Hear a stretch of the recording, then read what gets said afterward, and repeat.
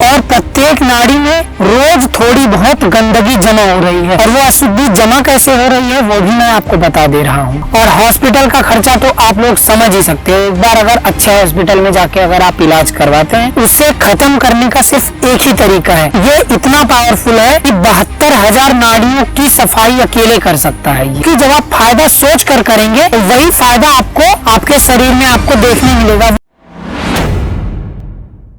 देखिए, हमारे शरीर में कुल 72,000 नाड़ियां हैं और प्रत्येक नाड़ी में रोज थोड़ी बहुत गंदगी जमा हो रही है। कैसे जमा हो रही है मैं आपको बताता हूँ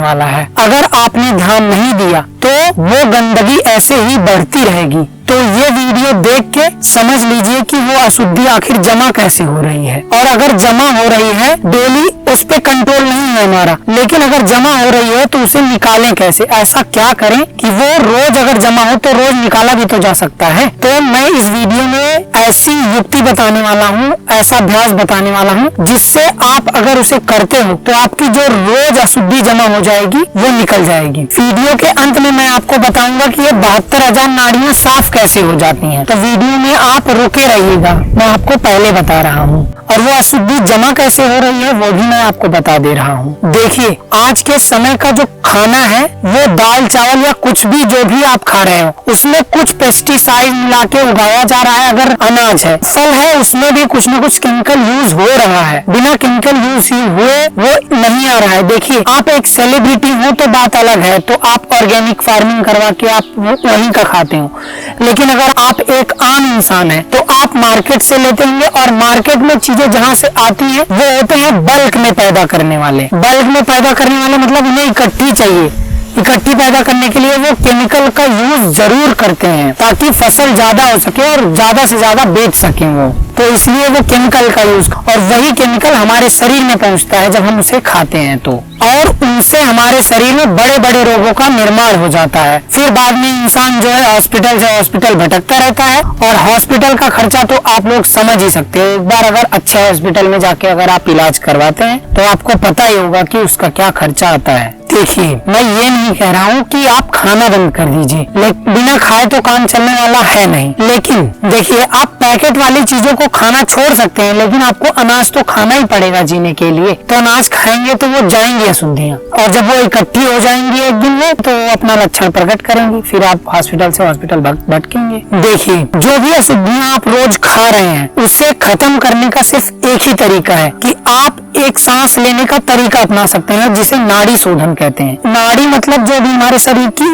नाड़ियां हैं, और शुद्धि मतलब शुद्ध करना, मतलब जो भी हमारी नाड़ियों में अशुद्धि जा रही है खाने के द्वारा या किसी भी चीज के द्वारा, उसे शुद्ध किया जा सकता है इस प्राणायाम को करके। देखिए, नाड़ी शुद्धि एक प्राणायाम है और ये बहुत ही पावरफुल है। इसे अगर आप करते हैं तो आप जो भी प्रतिदिन आपके नाड़ियों में अशुद्धियां जमा हो रही हैं वो प्रतिदिन साफ हो सकती हैं। लेकिन इसे अगर आप बिना समझे आप करते हैं तो आपको बिल्कुल फायदा नहीं करेगी। देखिए, जब आप कोई काम सोच के करते हैं कि मैं ये काम इसलिए कर रहा हूँ, तो धीरे धीरे आपका शरीर उसी हिसाब से उसको व्यवस्थित करता है और वो आपको वैसा ही लक्षण आपको प्रकट करता है। फिर आपको वही फायदा देखने मिलेगा जो फायदा आप सोचकर वो प्राणायाम कर रहे हैं। पहले समझ लीजिए कि ये कैसे काम करता है, क्यों काम करता है, ये सब मैं इस वीडियो में बताने वाला हूँ। अब जब आपके शरीर में रोज अशुद्धियां जा रही हैं तो रोज नाड़ी शोधन भी करना पड़ेगा। देखिए, नाम से ही आपको महसूस हो रहा होगा कि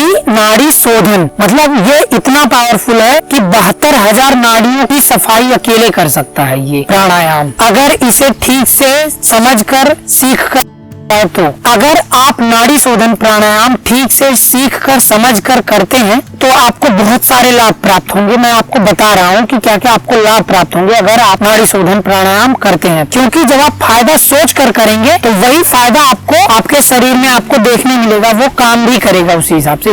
इसीलिए मैं आपको फायदा पहले बता रहा हूँ। अगर आप नाड़ी शोधन प्राणायाम प्रतिदिन करते हैं तो जो FEV सुधर जाएंगे। Journal of clinical diagnosis research of 2014 के अनुसार नाड़ी शोधन करने से कैटालेज बढ़ता है। नाड़ी शोधन तंत्रिका तंत्र को शांत करता है। जो बहुत सारे विचार उत्पन्न हो रहे होते हैं, आप किसी ऐसी कंडीशन में होते हैं, नर्वस हो रहे होते हैं, कई विचार ओवर थिंकिंग हो रही हो, तो ये सब चीजों का एक ही सोल्यूशन है, आप नाड़ी शोधन करना शुरू कर दीजिए। आपको जितनी भी ओवर थिंकिंग है सब खत्म हो जाएगी। यह प्राणायाम हृदय गति और रक्तचाप को भी जो है नियंत्रित करता है। अगर आप ये प्राणायाम करते हैं तो आपके सोचने समझने की क्षमता बढ़ेगी और साथ ही साथ जो आपके निर्णय लेने की क्षमता है, मतलब कोई डिसीजन बनाना है, निर्णय लेना है, उसकी क्षमता भी बहुत अच्छी हो जाएगी। और सबसे बड़ा काम जो करता है नाड़ी शोधन प्राणायाम, वो फेफड़ों की जो कार्य क्षमता है उसको बढ़ा देता है। फेफड़े वही है जो लंग्स है हमारे, वही सांस आती है जाती है उसी में फेफड़े के द्वारा ही तो लेते हैं। और जब लंबी चलेगी सांस तो मस्तिष्क में ज्यादा ऑक्सीजन शुद्ध पहुंचेगी और अच्छे से पहुंचेगी, और मस्तिष्क को मिलेगा तो मस्तिष्क ही तो निर्णय लेता है, सोचता समझता है, तो उसकी निर्णय क्षमता और जो है सोचने समझने की क्षमता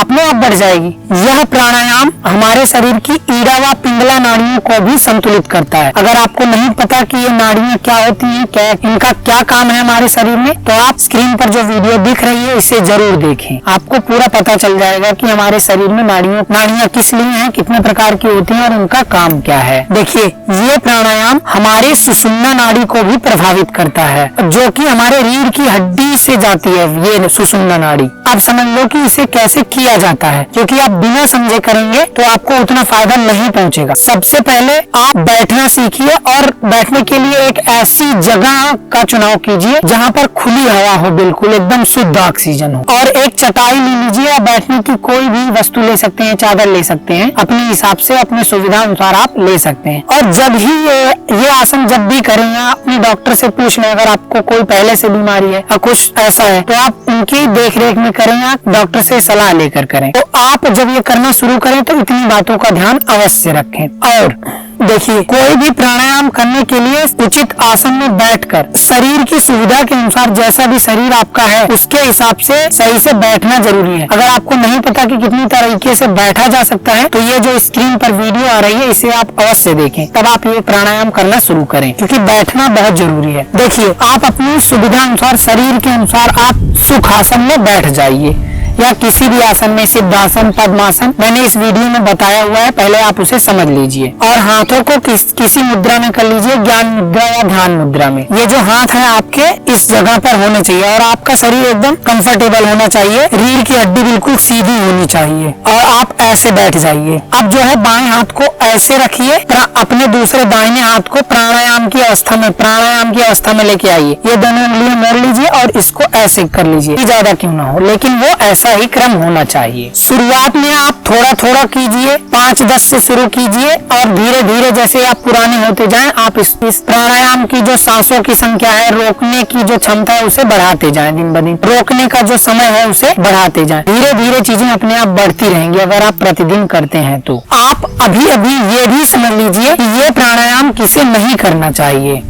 देखिए, जिसको उच्च रक्तचाप की बीमारी हो उसे नहीं करना चाहिए बिल्कुल, जिसे हृदय की बीमारी हो या अस्थमा हो उसे बिल्कुल नहीं करना चाहिए। अगर करना भी है तो अपने डॉक्टर से सलाह लेकर करना चाहिए, किसी की देखरेख में करना चाहिए। अगर कोई महिला है और वो कर रही है तो, और वो गर्भावस्था में, ये प्राणायाम बहुत खतरनाक होता है, तो आप अपने डॉक्टर से पूछें, किसी की सलाह लें और किसी की देखरेख में करें। तो गर्भावस्था में अगर आप महिला हैं और कर रही हैं तो इस चीज का ध्यान अवश्य रखें। देखिए, वीडियो के शुरुआत में मैंने कहा था कि मैं नाड़ी शोधन काम क्यों करता है, मैं ये बताऊंगा। Nadi shodhana pranayama neurocardiac synchronisation, autonomic modulation, oxidative stress reduction और हायर कॉर्टिकल इंटीग्रेशन के जरिए हमारे शरीर की 72,000 नाड़ियों को साफ कर देता है।